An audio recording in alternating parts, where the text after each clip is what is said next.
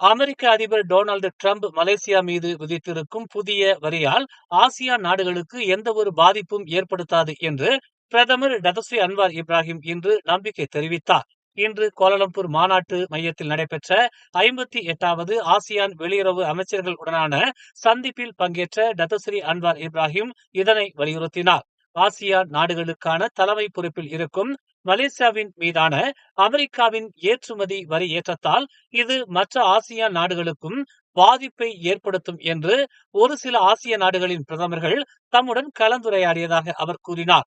மேல் நாடுகளுடன் மலேசியாவின் நல்லுறவை பாதிப்பது போன்று தாங்கள் நடந்து கொள்ள மாட்டோம் என்றும், மலேசியாவின் ஒவ்வொரு செயல்பாடுகளும் மற்ற ஆசியா நாடுகளையும் பாதிக்கும் என்பதை தாம் உணர்ந்திருப்பதாகவும், நாளை அமெரிக்காவின் வெளியுறவு தலைமைச் செயலாளர் மார்க்கோ ரூபியோ மலேசியாவுக்கு அதிகாரப்பூர்வமாக வருகை மேற்கொள்ளவிருக்கும் நிலையில் அவருடன் அதிகாரப்பூர்வ சந்திப்பை தாம் நடத்தவிருப்பதாகவும் அன்வார் தெரிவித்தார். மார்க்கோ ரூபியோ உடனான தனது சந்திப்பில் நல்லதொரு தீர்வாக அமையும் என்று பிரதமர் தெரிவித்தார்.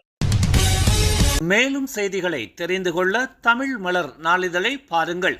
உடனுக்குடன் செய்திகளை தெரிந்து கொள்ள தமிழ் மலர் இணையதளம், தமிழ் மலர் செயலி மற்றும் மலர் டிவி யூடியூப் சேனலை வலம் வாருங்கள்.